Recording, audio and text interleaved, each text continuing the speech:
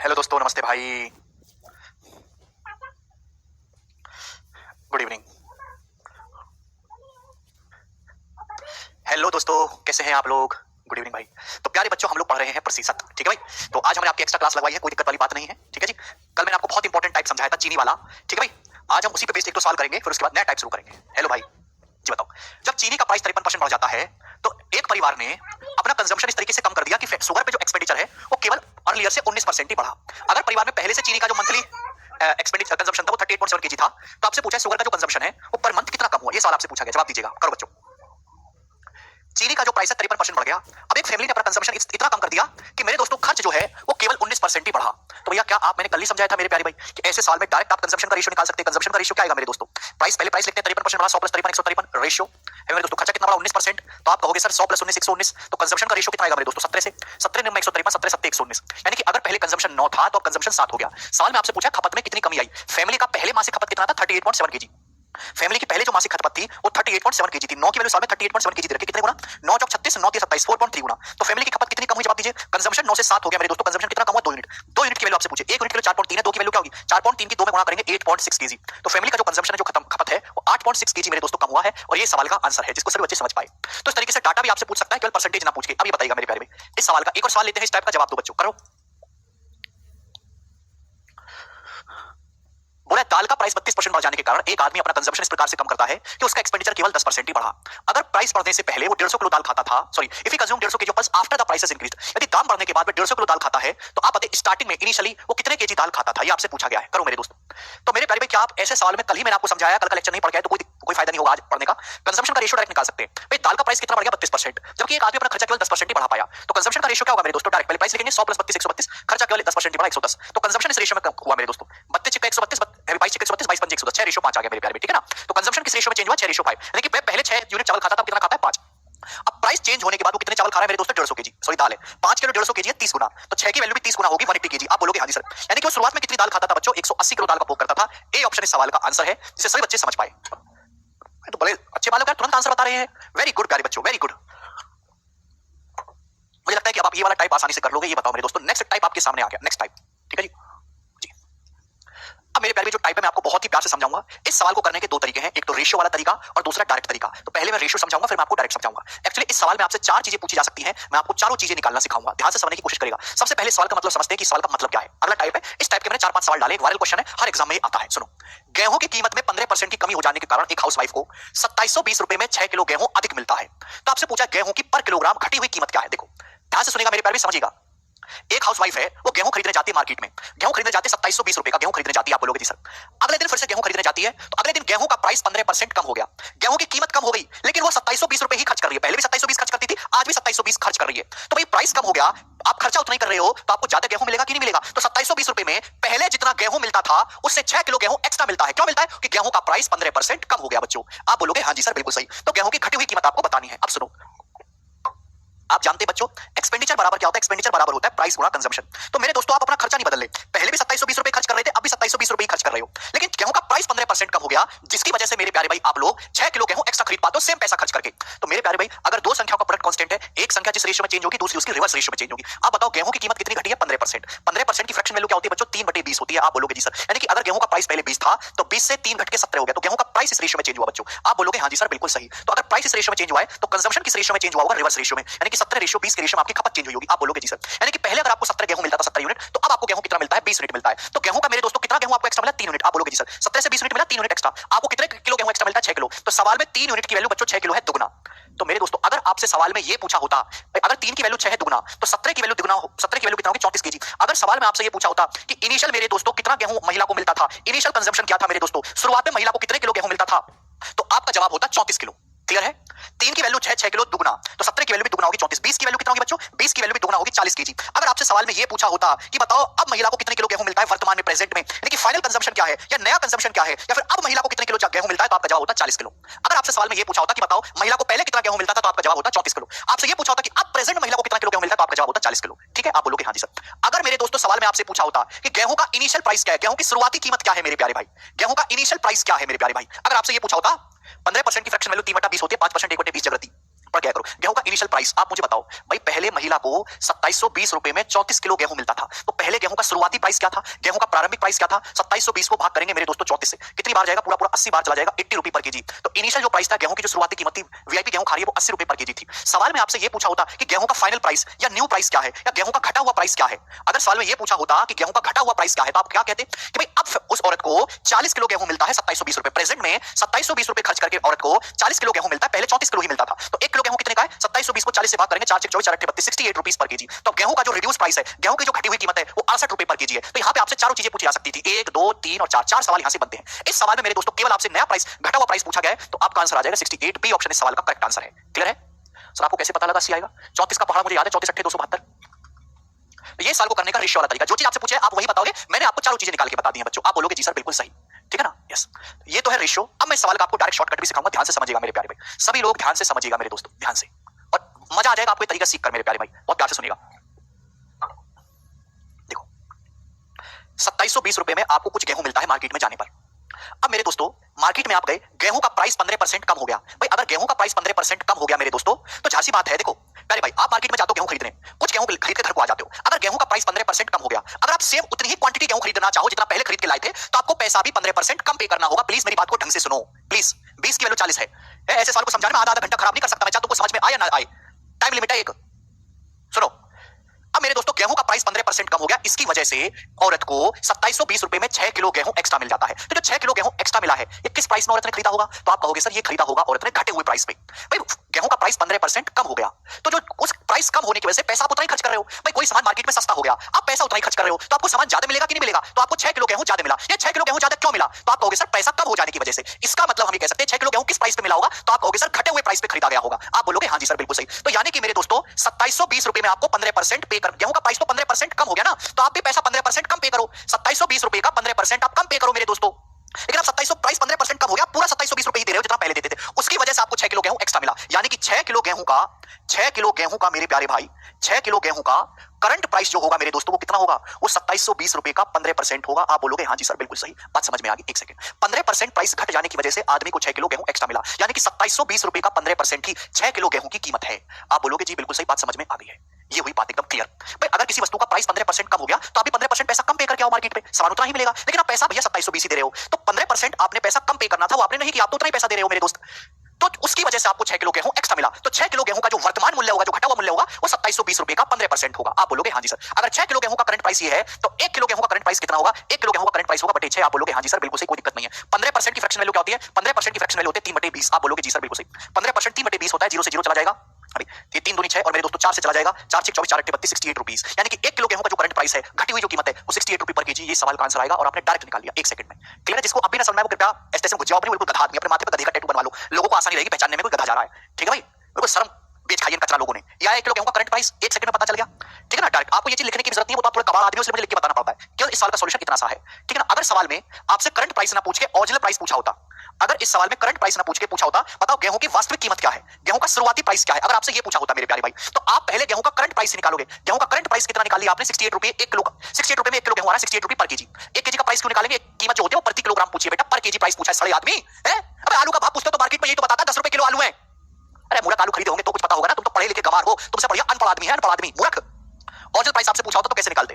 गेहूं का प्राइस 15% कम हो गया, 15% की फ्रैक्शन वैल्यू है 3/20, 3/20, 3/20। गेहूं का प्राइस 3/20 कम हो गया, यानी कि प्राइस अगर 20 था तो 20 से घट के 17 हो गया। 17 की वैल्यू मेरे दोस्तों 68 रुपए पर केजी है, 4 गुना, तो 20 की वैल्यू भी 4 गुना होगी, 80। यानी कि मेरे दोस्तों गेहूं का जो ओरिजिनल प्राइस है वो 80 रुपए पर केजी आ जाएगा, अगर आपसे ओरिजिनल प्राइस पूछा होता। ये डायरेक्ट ट्रिक है इस सवाल को करने की। एक सवाल और करवाता हूं, ऐसा देख लेना कबाड़ो, देख लेना। 96 नंबर सवाल बताओ, शर्म कर लो, है शर्म कर लो।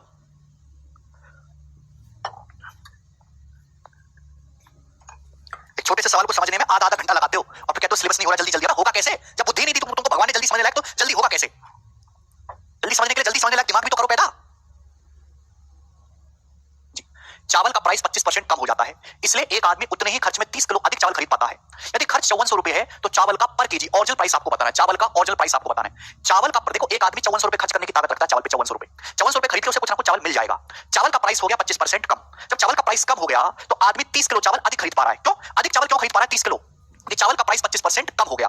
यानी कि मेरे दोस्तों अगर चावल का प्राइस कम हो गया 5400 रुपए का, कितना प्राइस कम हो गया? 25%। अगर आप 5400 रुपए का 25% होता है 1/4, 5400 का 25%। चावल का प्राइस मेरे दोस्तों कम हो गया 25%, तो आपको सेम क्वांटिटी ऑफ राइस खरीदने के लिए 25% कम पे करना होगा। लेकिन आप तो कम पे नहीं करते, आप तो 5400 ही पे करते हो।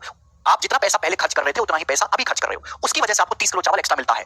क्लियर है? चावल का प्राइस 25% कम हो गया, तो भैया आपको 5400 का 25% जो प्राइस कम हुआ है उसी की वजह से तो आपको 30 किलो चावल एक्स्ट्रा मिला। तो 30 किलो चावल का जो घटा हुआ प्राइस है, 30 किलो चावल का जो रिड्यूस प्राइस है वो ये है। ये 30 किलो चावल की घटी हुई कीमत है। तो 1 किलो चावल की कितनी होगी? 30 से भाग दे दो। आप बोलोगे जी सर परसेंटेज से मेरे दोस्तों 2 जीरो कट जाता है। आप बोलोगे हाँ जी सर। 5 बचे 25, 5 6 30, 6 निम्मा 54, यानी कि 45। तो चावल का घटा हुआ प्राइस आ गया बच्चों 45 रुपए पर केजी। अगर आपसे रिड्यूस प्राइस पूछा होता तो 45 से सवाल का आंसर होता, लेकिन सवाल में आपसे पूछा चावल का ओरिजिनल कीमत। चावल का प्राइस कितना कम हो जाता है बच्चों? 25% कम हो जाता है 1/4। 1/4 का मतलब अगर चावल का प्राइस पहले 4 था बच्चों, तो 4 से घट के 3 हो गया। और चावल का घटा हुआ प्राइस कितना है? 45। 3 की वैल्यू बच्चों 45 है 15 गुना, तो 4 की वैल्यू भी 15 गुना होगी 60। तो चावल का जो ओरिजिनल प्राइस वो 60 रुपए पर केजी है। आप विश्वास करेंगे ये सवाल लास्ट ईयर के मेंस के पेपर में आया था, 2021 के मेंस में। ऐसा नहीं कि आसान सवाल है 10 सेकंड में सॉल्व कर सकते हो, लेकिन ये सवाल प्री और मेंस दोनों में आते हैं। मेंस का पेपर बहुत ज्यादा कठिन नहीं होता, बस आपको पढ़ा हुआ सब कुछ होना चाहिए। नेक्स्ट अगला सवाल। ठीक है, बात सभी को समझ में आई होगी। 97 नंबर ये करिएगा जरा। 97 नंबर, इस सवाल को आप मुझे करके बता दो, मैं नहीं करवाऊंगा। सेम टाइप है बच्चों, डाटा चेंज है। इस सवाल को आप मुझे करके बताइएगा, सभी लोग करके बताएंगे हमें।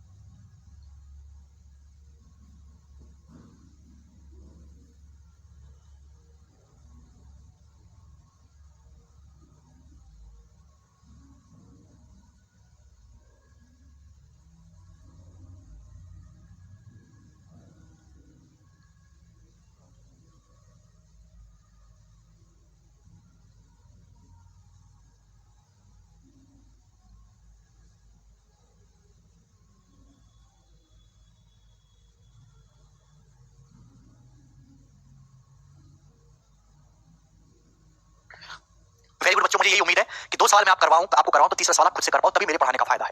अगर एक टाइप के 10 सवाल भी करवा दो और आपसे कुछ ना हो तो क्या फायदा भाई? सभी बच्चों ने कर दिया 30, जो नहीं कर पाए उनको शर्म आनी चाहिए कि अगर 98% वाले खुद से कर पा रहे तो बाकी के 2% को कौन से उनमें मैन्युफैक्चरिंग डिफेक्ट है कि वो नहीं कर पा रहे?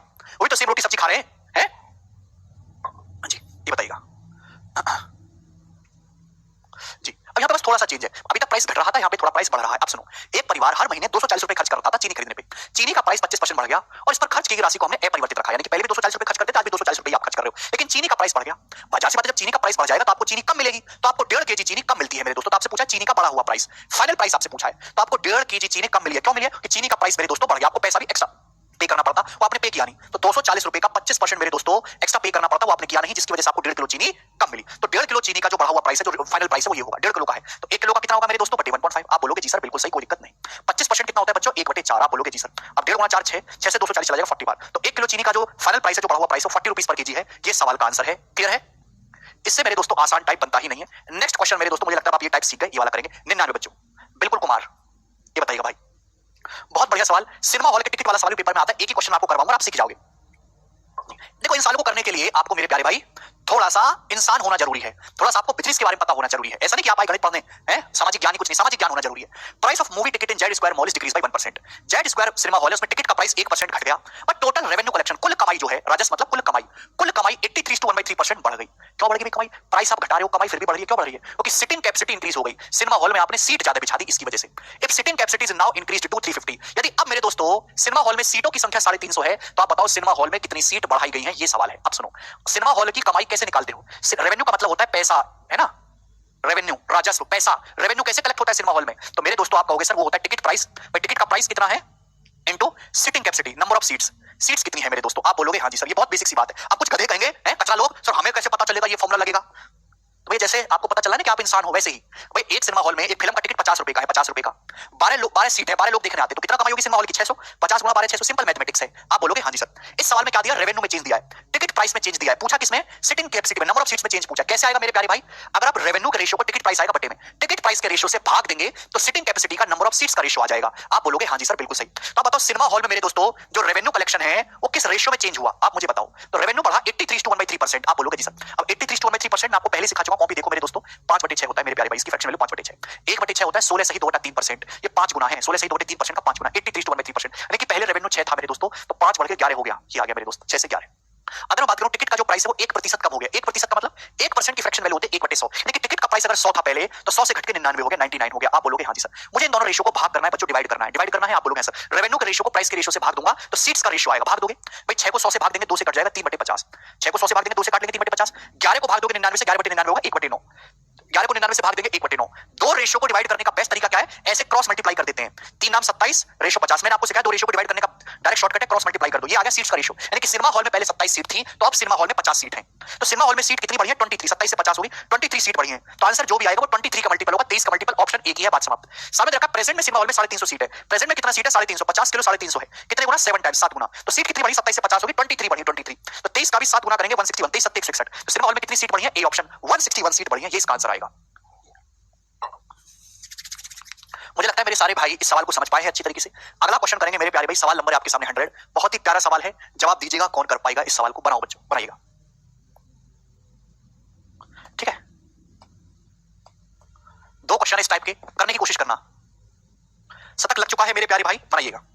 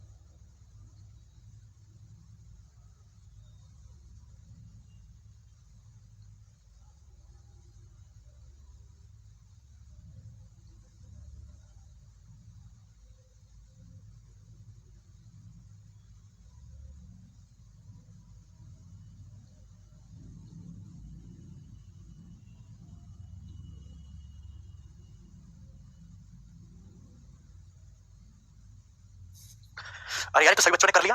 देखो, when the price of an item was reduced by 35%, जब किसी वस्तु की कीमत 35% कम की जाती है तो इसकी बिक्री x% बढ़ जाती है। भाई जाहिर सी बात है, कोई वस्तु सस्ती कर दोगे तो बिक्री बढ़ जाएगी।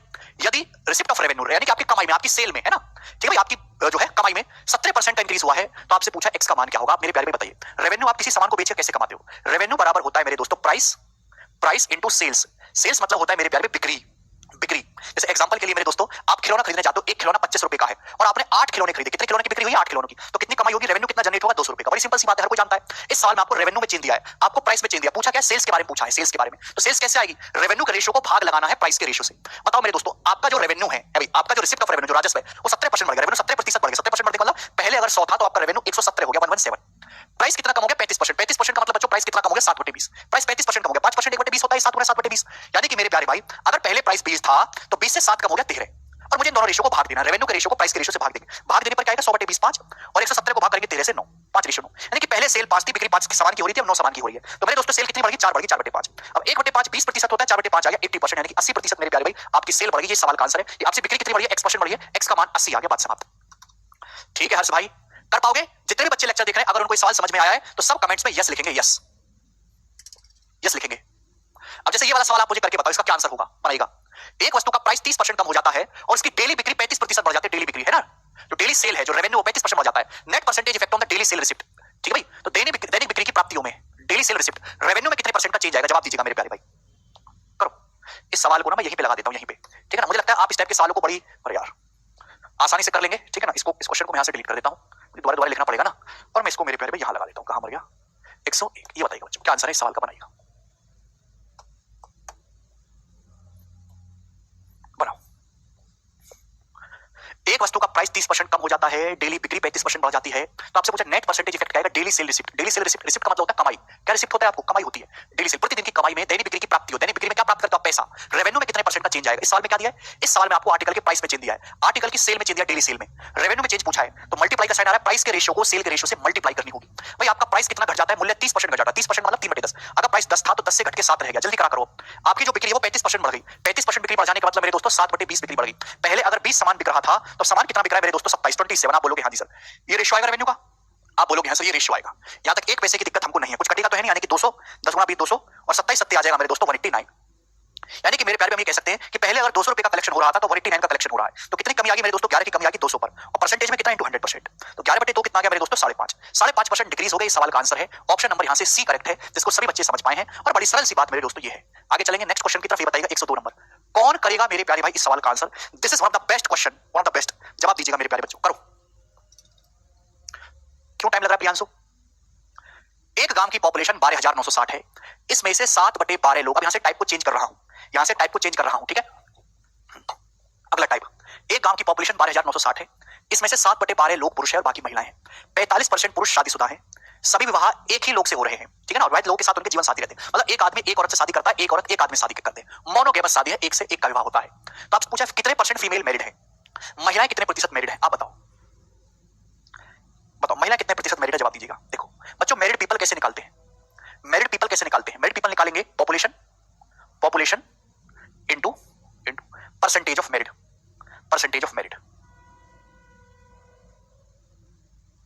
नहीं समझे आप लोग इस सवाल को भी, ठीक है ना? थोड़ा बहुत भी आपको कुछ नहीं पता मेरे दोस्त, आगे चलते देखो मैं आपको समझाऊंगा क्या होगा।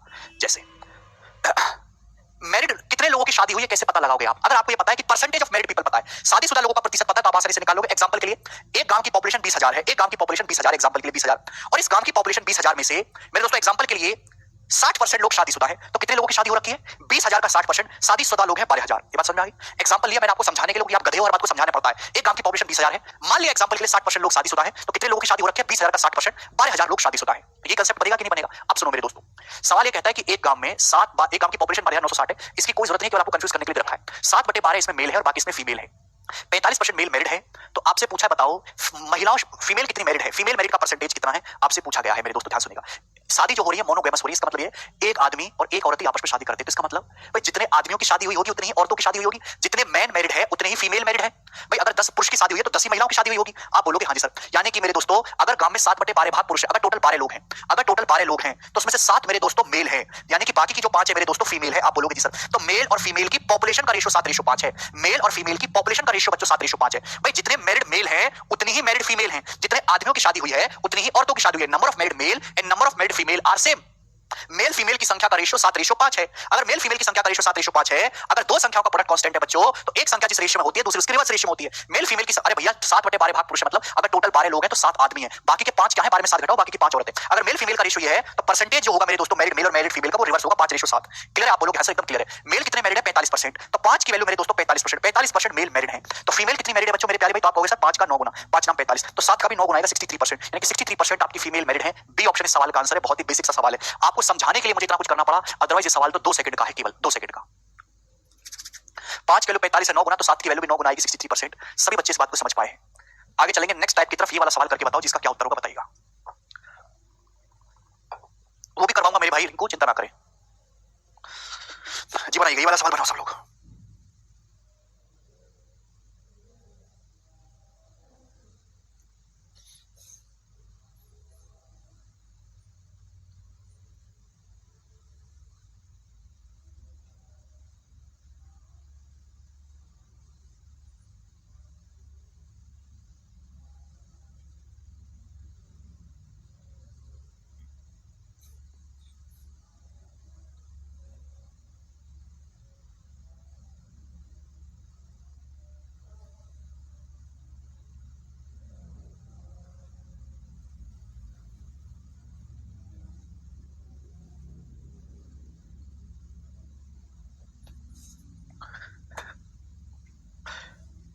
सौभाग्य कह रहे सर हमको बीजेपी से टिकट मिल गई है।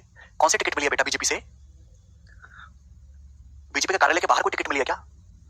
Immense annual income has increased by ₹1.2 lakh. एक आदमी की वार्षिक आय 1.2 लाख रुपए बढ़ जाती है, but the tax on the income that he has to pay has reduced from 12 to 10%। लेकिन इनकम पे जो लगने वाला टैक्स रेट है वो 12% से घटके 10% हो जाता है। मतलब पहले आदमी अपनी इनकम पे 12% टैक्स दे रहा था, तो वो आदमी 10% टैक्स दे रहा है, ठीक है। He now pays the same amount of tax as before. आदमी अभी भी उतना अमाउंट टैक्स पे करता है जितना पहले पे करता था, तो आदमी की बढ़ी हुई इनकम क्या है? जवाब दो मेरे दोस्तों। तो भैया इसके लिए भी आपको सामाजिक ज्ञान होना चाहिए, है ना? कोई फॉर्मूला नहीं होता, ये बेसिक है मेरे दोस्तों। बेसिक में क्या कहूं इसे, यह इंसान होने की शर्त, ये ठीक रहेगा मेरे लिए कहना। इनकम टैक्स कैसे कैलकुलेट करते हैं भाई? तो इनकम टैक्स होता है income into rate of income tax, income into rate of income tax. अब आप बोलोगे सर ये क्या मतलब हुआ? हमको तो आपने फॉर्मूला पढ़ाया नहीं, बेसिक से नहीं पढ़ाते, ईयर हुआ तो गुस्सा मार के दांत तोड़ दूंगा अगर तुमने कुछ ऐसा कहा तो। पढ़ते लिखते होने का चला लो। इनकम टैक्स कैसे कैलकुलेट करते हैं? Income into rate of income tax. Example के लिए सपोज आपकी मेरे दोस्तों महीने की इनकम 80,000 रुपए, सपोज आपकी इनकम है 80,000 रुपए और सरकार आपसे बोलते है कि हम आपसे 4% टैक्स लेंगे, 4%। आपकी इनकम का 4% टैक्स लेंगे तो आप कितना इनकम टैक्स पे करोगे? तो आप कहोगे सर 80,000 रुपए का 4%, 80,000 रुपए का 4% यानी कि 32 रुपए सरकार इनकम टैक्स ले लेगी और बाकी जो पैसा बचेगा वो आपकी पॉकेट में जाएगा खर्च करने के लिए। आप बोलोगे हाँ जी सर बिल्कुल से, तो बड़ा बेसिक सा फंडा है।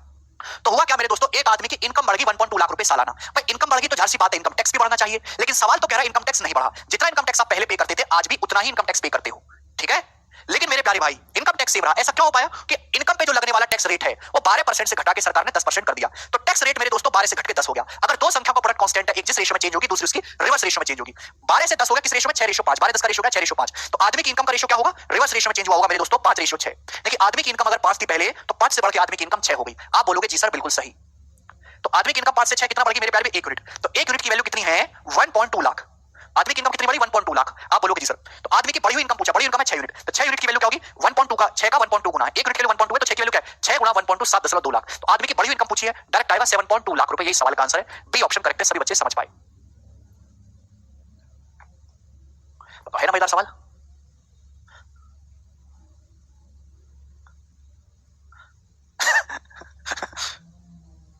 मेंस के लिए बहुत है सर, एसएससी में नया हूं कैसे पढ़ाई करूं बताइए। जैसे आप बोर्ड एग्जाम में पढ़ाई करते थे वैसे ही करो, बाकी धीरे धीरे टाइम के साथ पता चलता जाएगा कि कैसे करनी है आगे पढ़ाई। ठीक है दोस्त, कोई तकलीफ इसमें? सभी को समझ में आ गया? चलो एक सवाल आपसे और पूछता हूं, ठीक है ना। डिट्टो इसी टाइप का आपसे एक सवाल और पूछता हूं, यहीं पे लगा देता हूं मैं, कंसेप्ट सामने रहेगा, आप कर पाओगे जल्दी से। सवाल नंबर है बच्चों आपके सामने यहां पर, कहां मर गया सवाल? 104 नंबर सवाल है। बताइएगा इस क्वेश्चन का क्या आंसर है बच्चों, बनाओ और आप मुझे फटाफट इस सवाल का जवाब दीजिएगा, करो जल्दी से।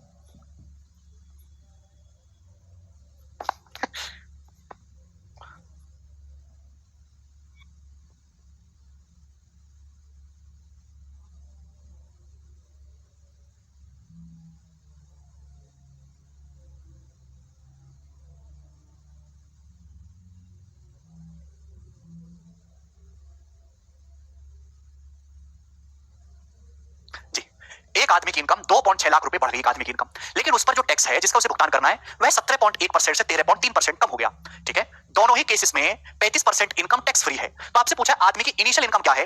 If he paid equal taxes in both case, दोनों ही केसेस में इक्वल टैक्स पे किया है। मतलब जितना आदमी इनकम टैक्स पहले पे करता था अभी आदमी उतना ही इनकम टैक्स पे कर रहा है। हुआ क्या है कि मेरे दोस्तों इनकम रेट पे, इनकम पे जो लगने वाला रेट है, जो इनकम टैक्स का रेट है वो पहले 17.1% था, अब 17.1 से घटकर 13.3% रह गया।